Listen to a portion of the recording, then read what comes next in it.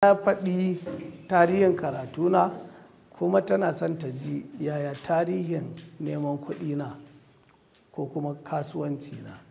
Kun ga na gaya muku dama a gidanmu ana harkar kasuwanci ko mahaifina ɗan kasuwa ne, sannan kishiyar mahaifiyata da mahaifiyata su ma suna ɗan harkar kasuwanci a cikin gida.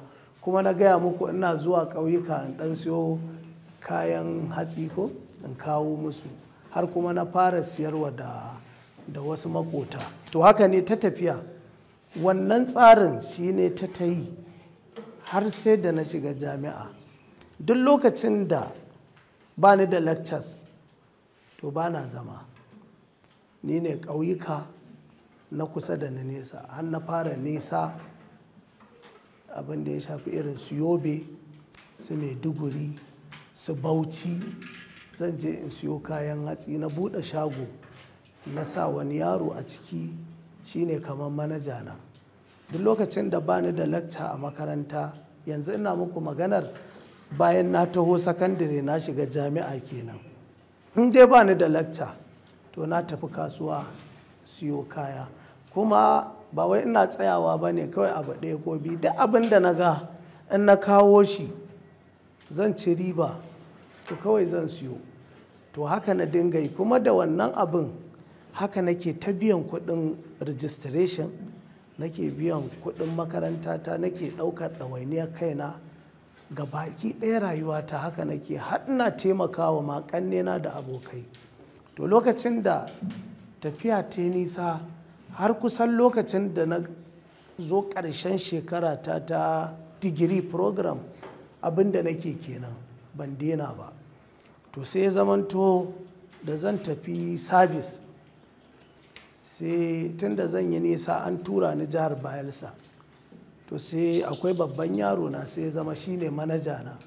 Saboda haka duk ƙauyukan da nake zuwa sai na nuna masa.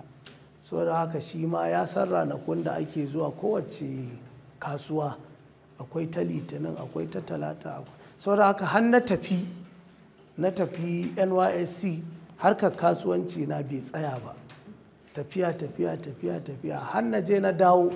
Duk da yake kan na dawo ya yi tafiya, zai je isiyo kaya i dawo, ya yi haɗari a mota ya rasu. Saboda haka sai kasuwancin ya ɗan tsaya. To da na lokacin ma ba waya, ban ji labari ba har sai da na dawo. Da na dawo na ji labarin ga abin da ya faru. To daga nan kuma jarin ya samu matsala. To dole sai an faro kuma daga farko. To amma da muka je inda muka je ana ɗan ba mu ɗan allowance. Shi wannan ɗan allowance ɗin ina ajiyewa da na dawo gida sai ya zamanto ina dai da ɗan wani abu a hannu da zan fara.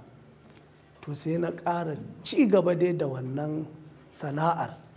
To kuma ina farawa, to tun da dama yanzu ina da result ɗina na secondary school da kuma na jami'a, to sai kuma na samu aiki a wancan ma'aikatar da ake cewa Ahmad Zakari Anko Chartered Accounting Firm. Sai zamanto ina haɗa aiki da kasuwa, sai zama ni ɗan kasuwa ne ko ma'aikaci. Ta yaya ake nake zuwa kasuwa bayan ina aiki? Shi ma dai wannan lokacin ne da ne ƙoƙari na bature ne utilizing. In an ce asabar lahadi ba ofis, to ni ba na zaman banza, zan tafi wurin sana'a. In na dawo da ofis sai in ajiye. Nan ma na samu wasu yara masu amana suka riƙe min harkar kasuwancin. To a haka na ci gaba, sai da na zo wannan aikin na yi shekara wurin 2. To a lokacin kuma 2005 sai na koma masters. To da na koma masters, to sai abin ya ɗanyi min yawa. Nan ga makaranta, can ga tafiye-tafiye, nan ga aiki.